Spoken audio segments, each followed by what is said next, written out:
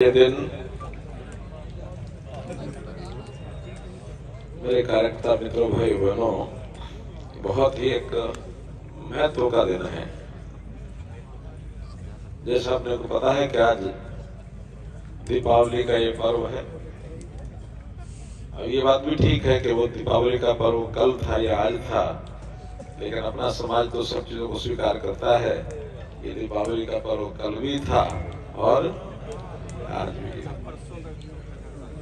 मुझे अपने कार्यकारी जिलाध्यक्ष ब्रज गुप्ता जी से भी कार्यक्रम की चर्चा हुई। कल के 1 तारीख को तो दीपावली है।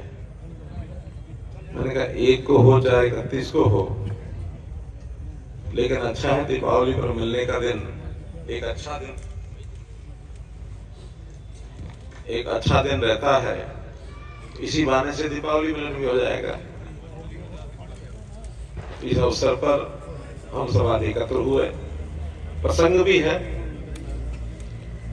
कि विधानसभा का चुनाव, और खुशी की बात यह है कि जिला हो तो 5 विधानसभाएं और लोकसभा हो तो 9 की 9 विधानसभाएं हमने जीती। अच्छा प्रसंग है।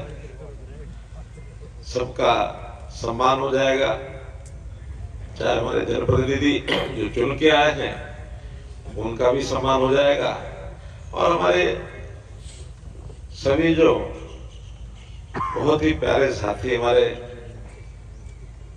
कार्यकर्ता बंधु हैं उनका भी सम्मान हो जाएगा। तो मुझे एक सज्जन ने पूछा कि भी नेताओं का भी सम्मान हो जाएगा, कार्यकर्ताओं का भी सम्मान हो जाएगा, आपका क्या होगा? मैं वो तो मैं भी एक कार्यकर्ता, लेकिन खच्चर की तरह मैं भी फंस जाऊंगा। इस अवसर पर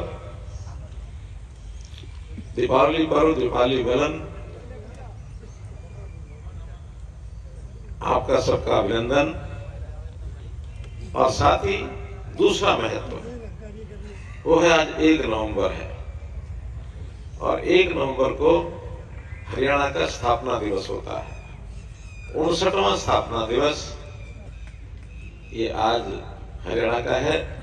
आखिर जिस प्रदेश की सेवा करने का दायित्व है, कल तक मुख्यमंत्री के नाते मेरे ऊपर था। आज हमारे विधायक, जिनमें विशेष तौर पर हमारे विधानसभा अध्यक्ष श्री हरिंद्र कल्याण जी, फिर विधानसभा में ही मुख्य सचेतक श्री रामकौर कश्यप जी, तीनों हमारे अन्य विधायक, सबका अपना एक हरियाणा प्रदेश की जनता के लिए, ठीक है, अपनी विधानसभा का काम करना ये बात ठीक है, लेकिन जब विधानसभा में बैठते हैं तो पूरी हरियाणा की विधानसभा का एक अंश बनते हैं, एक अंग बनते हैं। पूरे हरियाणा की चिंता करते हैं, केवल वहां बैठ करके अपनी विधानसभा की बात करते हैं, लेकिन ज्यादा समय हरियाणा की चिंता करते हैं। तो हरियाणा दिवस के अवसर पर आप सबको भी आज मैं बहुत बहुत बधाई, शुभकामना देता हूं। हमारे 5 विधायकों में 3 तो पुराने खिलाड़ी हैं, कभी न कभी विधानसभा लगातार भी जीत रहे हैं, एक अपना बीच में मोड़ करके दोबारा भी जीते हैं, और 2 हमारे नए खिलाड़ी हैं। तो नए खिलाड़ियों का अनुभव भी इन पुराणों के साथ मिलकर के और आगे बढ़ेगा, अच्छे प्रकार से काम करेंगे। नाम बोलने की बजाय मैं वही कहूंगा, जिलाध्यक्ष एवं सम्मानित मंच, इसमें समय न लगाया जाए। आप देव तुल्य मेरे कार्यकर्ता बंधु, और जो हमारे सहयोगी इस रूप में हमेशा हमारे साथ खड़े रहे, वो हमारे पत्रकार और सहायकार बंधु, मैं इनको भी आज इस अवसर पर बहुत बहुत धन्यवाद देता हूं। तो धन्यवाद के लिए पार्टी का कार्यकर्ता, नेता ये तो है ही है, लेकिन साथ में बहुत ऐसे संस्थाएं हैं जिनके बिना ये अभियान, ये यज्ञ शायद पूरा नहीं हो सकता था। ऐसी संस्थाएं, ऐसे श्रेष्ठ पुरुष, संतजनों ने भी बहुत आशीर्वाद दिया हम सबको समय समय पर। उनके पास भी, चाहे हमारे प्रत्याशी होंगे, चाहे मैं स्वयं गया हूंगा, अपने चुनाव में भी खुद गया, सबका आशीर्वाद मिला। और अच्छी बात यह है कि उन्होंने, एक तो होता है कि सबको आशीर्वाद देते ही है, जो जाएगा उसको आशीर्वाद, संतों का तो एक स्वभाव है, होना भी चाहिए। लेकिन मेरी पक्की एक ये मेरा विश्वास बना है कि जब भारतीय जनता पार्टी का कोई नेता कार्यकर्ता वहां जाता है, उसको आशीर्वाद देने का उनका अलग ही मन होता है, अलग ही मन होता है। क्यों वो चर्चा करते हैं कि जिस प्रकार का एक स्वच्छ शासन, सुशासन भारतीय जनता पार्टी दे रही है देश भर में, उस प्रकार की प्रशंसा उनके मुख से निकलती है। स्वाभाविक है, उनकी बहुत बड़े अनुयायी होते हैं, संख्या होती है। सामाजिक संस्थाएं, एनजीओज, सब लोग अपने अपने तरीके से सहायता करते हैं। और मैं तो कुछ, मैं शब्द बोल रहा हूं, कुछ विपक्षी पार्टियों में भी ऐसे लोगों की भावनाएं होती हैं जो उनको सहायता करती रहती हैं।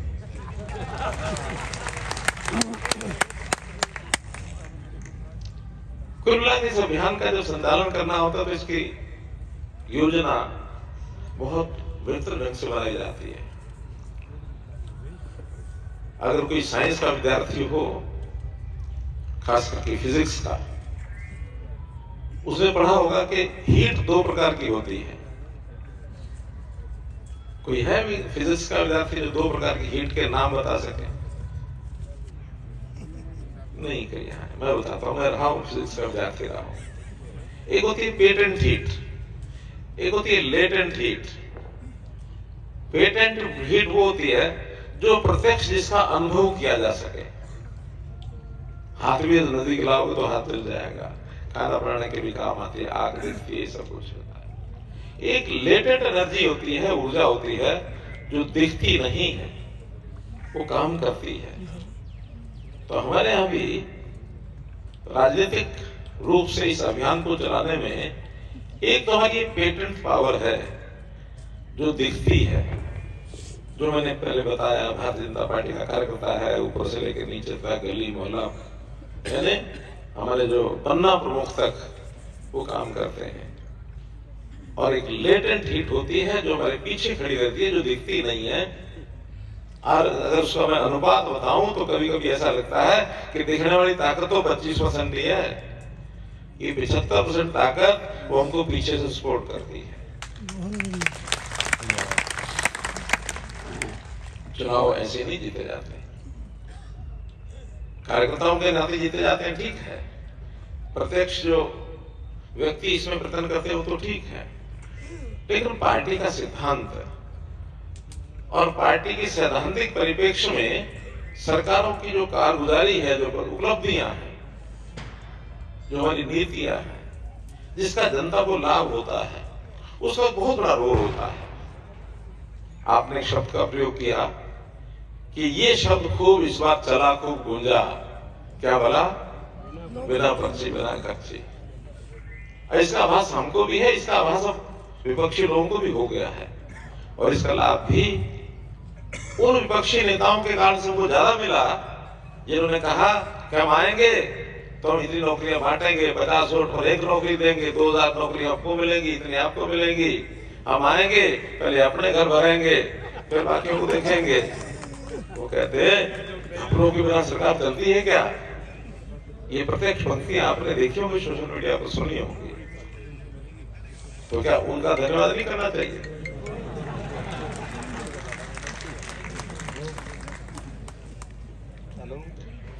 क्योंकि जनता तो इन सब चीजों से प्रभावित होती है, वो तुलना करती है। वो पिछले 10 साल की तुलना और वर्तमान जो 10 साल की अपनी सरकारें चली है, चाहे केंद्र में मोदी जी की सरकार चली और चाहे हरियाणा में भारतीय जनता पार्टी की सरकार आपने चलाई, इसकी तुलना करते हैं। एक समय गोविंद हुड्डा जी ने कहा हम आएंगे, ये पोर्टर वोटर सब खत्म कर देंगे। एक नेता ने कहा हम आएंगे, ये मेरिट सब फाड़ के फेंक देंगे। मैंने कहा ये वाक्य लगातार चुनाव तक बोलते रहना, बीच में छोड़ देना। लगातार बोलते रहोगे तो ये पोर्टल वोटर आप खत्म करने की बात कहोगे, जिनको इन पोर्टल्स का लाभ मिला है वो आपको खत्म करने की बात करेंगे। इतना ही पता। और इस जीत का एक विशेष महत्व ये भी है कि लगातार हरियाणा में किसी पार्टी की तीसरी बार, ये पहली बार सरकार बनी है, पहली बार हरियाणा के इतिहास में कभी नहीं बनी। कभी नहीं बनी। देश में तो एक बार नेहरू जी ने बनाई थी, बाद में मोदी जी की बनी, उसमें बड़ा अंतर मैंने पहले ही बताया कि उस समय तो जब नेहरू जी ने तीसरी बार बनाई तो सामने मुकाबले में कोई था ही नहीं। एक अकेला पहलवान कह के मैं तो कुश्ती जीत के आ गया, तो उसकी जीत का अर्थ क्या है? क्योंकि सामने तो कोई नहीं था। जनसंघ में चुनाव लड़ती थी तो उनका नारा होता था उस समय का कि एक मजबूत विपक्ष बनाने के लिए हम चुनाव लड़ रहे हैं ताकि कांग्रेस सरकार मनमानी ना कर सके। ये उद्देश्य था जनसंघ का। 2-3 सीटों से शुरू किया था 52 में। तो ये बहुत बड़ा अंतर है। इस बात तो मोदी जी की सरकार के सामने चैलेंज था कि तीसरी बार सरकार बनाने के लिए सामने दूसरे लोगों का क्लेम भी था। ग्रुप के नाते यूपीए भी क्लेम कर रही थी, एनडीए का भी हमारा क्लेम था, लेकिन जनता ने उनको भी सबक सिखाया। और पहला ये लोकतंत्र का चुनाव देश में मैंने देखा, आप सबने भी देखा, जिसमें बड़ा अजीब परिणाम आने के बाद बातें कही गई कि उसमें सत्ता पक्ष भी जीता, विपक्ष भी जीता। विपक्ष वाले कहते हम जीत गए। कैसे जीते? कि उससे पहले 2 चुनाव में तो हमारी कांग्रेस पार्टी के या तो 45-46 सीटें आई, अगली बार 51 आई, और एक जो होता है ना विपक्ष मान्यता प्राप्त, उसको विपक्ष मान्यता प्राप्त उसको 10% वोट चाहिए होते हैं, यानी संख्या चाहिए होती है, और वो 542 में 55 बनती है। तो उनके 55 नहीं आए दोनों बार। इस बार वो इसलिए जीत गए कि वो 99 आ गए। तो एक मान्यता प्राप्त सत्ता विपक्ष बन गया वो, तो कहते हम जीत गए। जैसे एक बच्चा होता ना, जाके स्कूल में अपने मार्क्स लेकर के आए, अपनी मार्कशीट को लेकर के घर में जाता, माता पिता के सामने, मम्मी मम्मी मेरे 99 नंबर आए, 99 नंबर आए। तो माता पिता खुश हो रहे होते हैं। अचानक अध्यापक पहुंच जाते हैं, अध्यापक को बधाई देते हैं कि आपका हमारा बेटा, आपका विद्यार्थी देखो 99 नंबर लेके आया। आखिर रुको तो सही, ये पता है कितने में से लेके आया? ये 542 में लेके आया। 99 तो लेके आया, लेकिन 542 में लेके आया। तो ये पहला चुनाव था कि सत्ता पक्ष भी जीत रहा है, विपक्ष भी जीत रहा है। कभी नहीं हुआ ऐसा। बहुत शोर मचाया, जीत गए जीत गए जीत गए। थोड़ा सा देश भर में ये विषय भी आ गया कि इस बात तो थोड़ा हम पीछे रह गए, यानी अपने लोग। जब हरियाणा का चुनाव घोषित हुआ तो मुझे बहुत फोन आने लगे, खास करके झारखंड के और महाराष्ट्र के लोगों के, क्योंकि स्वाभाविक है एक चुनाव का दूसरे चुनाव पर असर जाता है। बड़े चिंतित थे, हरियाणा के चुनाव में सब ठीक रहेगा ना? अब हवा बन गई ऐसी कि नहीं नहीं इस बार बीजेपी नहीं आएगी। हमसे जो पूछते थे तो मैंने सभाओं में भी, आप लोगों के यहाँ सब जगह, मैं गांव में गया, शहर में गया, कार्यकर्ता सभाएं सब हुई, और मैंने बताया थे 4 कारण हमारे सरकार में आने के, बताए थे ना। संक्षेप में दोहरा देता हूं, याद रहेगा। पहला तो कांग्रेस के लोग कहते हैं हमारी सरकार आएगी, इतना ही विश्वास है तो गठबंधन के लिए हाथ क्यों बढ़ाया? उनकी कमजोरी अंदर पता लग रही है। दूसरा, अगर उनकी सरकार आनी है तो अपने नेता का नाम क्यों नहीं बताया? हमने अपने नेता का नाम बताया कि नायब सेनानी हमारे नेता होंगे, बताया कि नहीं बताया? तीसरा, 10 साल में जनता के लिए आपने क्या किया, हमने क्या किया, जनता को याद है। जनता शायद बोलेगी नहीं, लेकिन वोट डालते समय उनको सब याद आएगा। जिस बात की आप चर्चा कर रहे हैं, बिना पर्ची बिना खर्ची, ये जनता को याद है, उसकी मैंने तुलना कर लेना। और चौथी बात मैंने बताई थी कि हरियाणा का एक रिवाज रहा है इस 58 साल के इतिहास में कि जिसकी केंद्र में सरकार होती है उसी की प्रदेश में बनती है। ये 4 बातें बताई थी कि नहीं बताई थी? और बाकी लोग आते थे, आप कह तो रहे हो, लेकिन वातावरण कैसा बन गया? वातावरण यूं बना था, तो उसके भी कारण बताता हूं। कांग्रेस ने सोची समझी एक रणनीति के तहत आज से 6-8 महीने पहले एक योजना बनाई होगी इसलिए कह रहा हूं क्योंकि मुझे लगता है कि आज उसमें से एक निकाला जा सकता है, एक निष्कर्ष। एक गोएबल्स नाम के व्यक्ति हुए हैं अंग्रेज, उसने कहा कि अपनी झूठी बात को भी सच बनाना है ना तो 100 बार झूठ बोल दो, 100 बार, तो वो सच दिखने लग जाएगी। तो उन्होंने बोलना शुरू किया लगातार, हम सरकार बनाएंगे, हम सरकार बनाएंगे, हम सरकार बना रहे हैं, हम सरकार बना रहे हैं, कांग्रेस भाजपा तो गई, भाजपा तो गई, ये कहा नहीं उन्होंने। अब कहने के लिए उनके पास समय था, हमारे पास था नहीं, हमारे पास काम करने से फुर्सत नहीं, उनके पास काम है नहीं, बोलने से फुर्सत नहीं, तो बोल बोल के वैसा बना दिया, कुछ लोगों पर असर करने भी लग गया।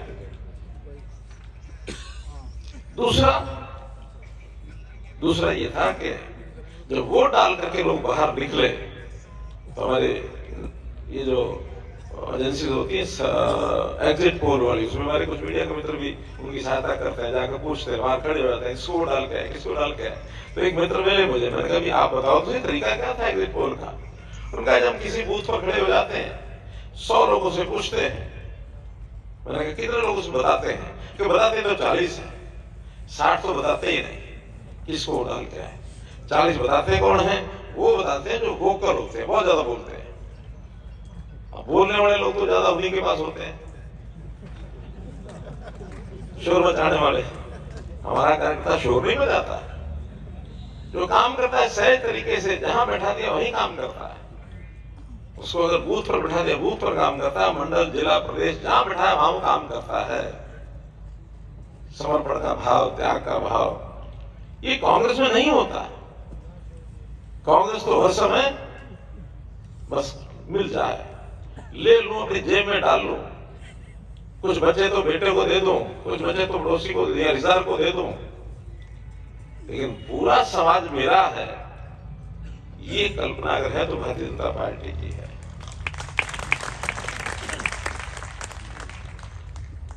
इसके समर्थन में भी कोई भाषण के लिए भाषण नहीं, मैं जो हो चुका, जो बीत चुका, जो अनुभव किया वो बता रहा हूं।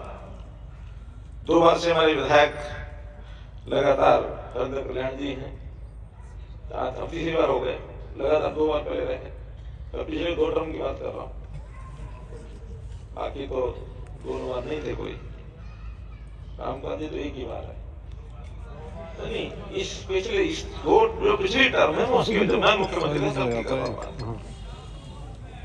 अरे सुन लो बात को ध्यान से, जो मैं कहना चाह रहा हूं उसकी तरफ ध्यान करो, क्या कहना चाह रहा हूं। हमने आते ही पहले सेशन में और पहली घोषणा ये की कि 90 लोग चुन के आए हो, और आपसे अपेक्षा लोगों की, किसी भी पार्टी से हो, जनता ने चुन के भेजा है तो हमको मान्यता देनी है। ये काम स्पीकर साहब को जरूर करना ही करना होता है, मुख्यमंत्री कोई करता है, क्योंकि सबको समान दृष्टि से देखना स्पीकर का तो काम होता है कि पार्टी लेवल से ऊपर उठ के देखना। लेकिन हमने भी पहली घोषणा की कि 90 के 90 विधानसभाओं को 450 करोड़ रुपया, यानी 5 करोड़ रुपया हर विधानसभा के लिए मैं घोषणा करता हूं, आप जाकर के काम लेके आओ। आज तो आपने ताली बजाई, लेकिन उस समय विपक्ष के लोगों ने तो बजाई, हमारे लोगों ने नहीं बजाई। बाद में पूछा मैंने क्या, बिल्कुल आप तो मुंह निराश क्यों गए थे? कहने लगे ये आपने सबके लिए क्यों दी, सरकार तो हमारी है, कांग्रेस को भी दे दी है। मैंने कहा भाई कोई बात नहीं, ये 2 बार की बात है, अगली बार भी यही किया। देखो भाई आज अगर कोई कांग्रेस में है तो कांग्रेस में भी हम क्या लगातार उन आदमियों को कांग्रेस ही रखना चाहते हैं, अच्छा मैसेज नहीं देना चाहते वहां, कभी तो अपने पास आ ही जाएंगे। अपनी नीतियों को बताने का काम है। अब 450 करोड़ रुपया किसका था वो? मेरी जेब का तो नहीं था और बीजेपी का भी नहीं था, किसका था? प्रदेश का था। प्रदेश के 90 लोगों को दे दिया, क्या क्या अपने से, लेकिन हमने अपना एक विचार बता दिया कि भाई हम सबके लिए। दूसरा यही विषय जब हमने नीतियां बनानी शुरू की कि जो नीति बनेगी बिल्कुल पारदर्शिता की, सबके लिए बनेगी। ये जो नौकरी का विषय है, मिशन मेरिट, उसमें भी अपने लोगों ने कहा कि आप नौकरी सबको ऐसे दोगे तो हमारे बच्चे कहां जाएंगे। मैंने कहा छोटी सी सोच का अंतर कर लो, कभी आप कह रहे हो हमारे बच्चे कहां जाएंगे, मैं कहता हूं जिनकी नौकरी मिले उन्हीं को अपना मान लेना। उन्हीं को अपना मान लेना। और अब ये स्थिति आई कि हमने अपना माना हो न माना हो, लेकिन जिनको नौकरियां मिली उन्होंने हमें अपना मान लिया। माना कि नहीं माना? जब उन्होंने हमें अपना माना तब ये तीसरी बात सरकार है। तो कोई एक आध योजना की बात नहीं, हमने जितनी योजनाएं बनाई सबको, पूरा हरियाणा प्रदेश। एक और मैंने थोड़ी सी बात भावनात्मक तरीके से कही थी, आपको बताई थी, फिर याद कराता हूं। जब ये सब चीजें होने लगी तो हमारे कुछ मित्रों ने कहा इसको क्या पता दुनियादारी का, इसका तो अपना परिवार ही नहीं है। ये कहा, मैं सुनता रहा। 6 महीने बाद थोड़ा सा मन में पीड़ा होने लगी तो मैंने कहा मैं जवाब देता हूं। मैंने कहा ठीक है, आप समझते हैं आपके माँ बाप के जाए बच्चे, 2 बेटे बेटियां, आपके चाचे ताऊ, ये आपका परिवार है। ये हरियाणा का 2,80,00,000 लोगों का ये मेरा परिवार है। परिवार की चिंता करनी होगी तो सबकी चिंता करेंगे, और उसमें विशेष तौर पर जो अंतिम पायदान पर खड़ा है उसकी चिंता पहले करेंगे। घर में भी यही होता है, जो बच्चा कमजोर हो माता पिता उसकी थोड़ी ज्यादा चिंता करता है। जब इस कंसेप्ट पर बात करेंगे तो हम जनता को अपना मानेंगे, जनता हमको अपना मानेगी, और फिर वो जो बात आप कह रहे हैं कि आगे आने वाले 20-30 साल में आपकी सरकार कहीं नहीं जाती, कहीं नहीं जाती। तो मित्रों, बड़े बदलाव करने के लिए कई और बड़े काम करने पड़ते हैं। जैसे हमने आजादी प्राप्त की, आंदोलन किया ना, उस आंदोलन के माध्यम से हमको आजादी मिली। बाद में एक समय ऐसा आया लोकतंत्र खतरे में, इस नाते से एक व्यक्ति के नाम से सारा देश जुटा, नौजवान जुटे, एक क्रांति हुई। एक क्रांति हुई 1975 में लोकतंत्र बचाने की, जेपी क्रांति जिसको कहते हैं, जेपी क्रांति, वही तो कह रहा हूं, वो एक क्रांति थी। सब लोगों के मन में भावना आ गई कि नहीं, लोकतंत्र बचाना है तो अपने वोट की कीमत समझो। वो भी लोगों के मन में पैदा करने के लिए कुछ बड़े बड़े कार्यक्रम, प्रदर्शन, ये सब किए। और कभी कभी अगर आपके हाथ में सत्ता आ जाए, सुधार करने हैं, तो बोलने की बजाय कई बार जिसको कहना मूक रूप से चुप करके करना पड़ता है। आप बोलोगे तो आपका विरोध खड़ा हो जाएगा। हमसे लोग पूछते हैं कि आपने कैसे प्रदर्शन किया। मैंने कभी देखो, मैंने इस मामले में एक ही काम किया कि मीडिया के मित्रों से कभी दोस्ती नहीं गांठी मैंने। हम कर देते थे, रिजल्ट निकलता था, फिर सबको पता लगता था ये हो गया। विरोध करने वालों को अवसर ही नहीं मिलता था, अवसर नहीं मिलता था। 2019 में जब चुनाव चल रहा तो एक आशीर्वाद यात्रा निकाली थी। उस समय एक गीत हमारे एक साथी ने बुलाया था, मैं मनोहर लाल बोल रहा हूं, यही था ना, मैं मनोहर लाल बोल रहा हूं। तो उस समय बोल रहा हूं, मैंने बताना था कि ये करेंगे, ये करेंगे। लेकिन इस बार उसी साथी ने वो गीत बनाया, मनोहर लाल नहीं बोलेगा, उसका काम बोलेगा। ये काम जब होता है तो अपने आप सबको पता लगता है, पार्टी को भी तब पता लगता है, कार्यकर्ताओं को बाद में बताया जाता है। लेकिन योजना अंदर अंदर करके मूक क्रांति, और उसके सैद्धांतिक पक्ष स्पष्ट होने चाहिए कि किसी की फेवर नहीं करेंगे। जो जिसका अधिकार है उसको मिलेगा, जो पात्र है उसको पात्र व्यक्ति को मिलेगा, जो कमजोर है उसको पहले मिलेगा। ये मेरा परिवार है, इस नाते से मिलेगा। मित्रों, कहने बताने के लिए बहुत है। वैसे तो आज समय मैंने तय किया था, अभी 1 घंटा तय करेंगे, 4 बजे मैं निकलूंगा, फिर बाद में नहीं बदल दिया। मैंने कहा धूप का समय है, थोड़ा कार्यकर्ताओं को दिक्कत होगी, थोड़ा लेट शुरू करेंगे। नहीं हेलीकॉप्टर नहीं सी तो बाई रोड चले जाएंगे। इसीलिए वो हमारे विधायकों ने भी मजे से 2 मिनट की बजाय 5 मिनट, 5 की बजाय 8-10 मिनट बोल गए। कोई दिक्कत नहीं है। आपको भी आज दिवाली के अवसर पर ध्यान में है कि सबको अपने अपने घर पर दिवाली पर्व के लिए जाना भी होगा। अगर मेरे परिवार बच्चे सब इंतजार कर रहे होंगे तो मैं आज आपको पुनः इस अवसर पर बहुत ही बधाई देता हूँ और शुभकामना देता हूँ। और एक बात, एक मिनट भैया, थोड़ा काम की छोटी सी बात रह गई, छोटी सी काम की बात रह गई। अब जैसे लोकसभा के चुनाव में मैंने सब जगह घूमे थे चुनाव प्रचार के लिए, बाद में धन्यवाद के लिए भी विधानसभा अनुसार तो कार्यकर्ताओं की बैठक हो गई थी, लेकिन जो मैंने विचार किया था कि मैं सब गांव में जाकर के धन्यवाद करूंगा, तो वो अवसर मिल नहीं पाया। कुछ जिम्मेदारी ऐसी हो गई, कुछ टाइम ऐसा है। अब मैं हमारे जो विधायक बन के आए हैं, इनके निवेदन ये है कि गांव गांव में जाकर के धन्यवाद करें, और केवल अपनी ओर से करें ऐसा नहीं है, थोड़ा मेरा भी बोझ उठा के ले जाए, तो मेरा धन्यवाद भी करके आए पूरी लोकसभा में। सभी मैंने कल पानीपत में भी कहा था और यहाँ भी कह रहा हूँ। दूसरा जुड़ा हुआ विषय ये है कि आप सबको अपेक्षा है कि हम सीधा सीधा मिलना जुलना करें।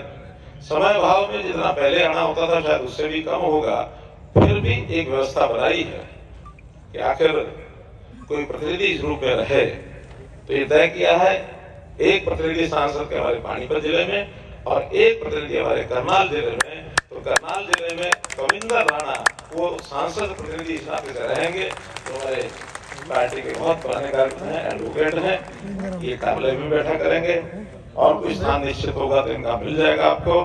तो आगे से कभी भी कोई भी, वैसे तो प्रदेश के काम प्रदेश की ओर करने चाहिए, हमारे प्रदेश के विधायक हैं सारे, वो अपना काम करके वहां ले ही जाएंगे, क्योंकि प्रदेश का मेरे पास आएंगे, मैं फिर वापस इन्हीं को भेजूंगा या चंडीगढ़ भेज दूंगा। हाँ, केंद्र सरकार में किसी विभाग का कोई काम हो, खास करके जो मेरे पास अपने दो विभाग हैं, चाहे वो ऊर्जा विभाग है या हमारा हाउसिंग और अर्बन डेवलपमेंट अफेयर्स का है, इन दोनों के बहुत काम होते हैं इनके भी।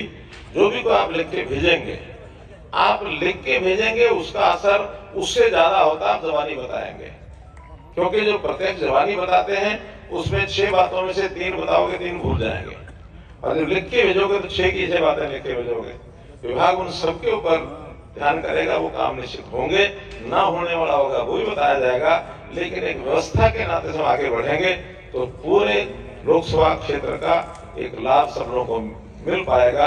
आप सब उसमें भी सहयोग करें, और विशेष तौर पर मैं मीडिया के मित्रों को भी बहुत बहुत धन्यवाद देता हूं कि इनसे, क्योंकि सीधा हम ये तो नहीं कह सकते हमारी फेवर करो, लेकिन इनका मन मानता रहा कि नहीं ये ठीक है, तो ये अपने आप करते रहे। आगे भी इस क्रम को सब लोग जारी रखें। बहुत बहुत धन्यवाद, बहुत बहुत आभार।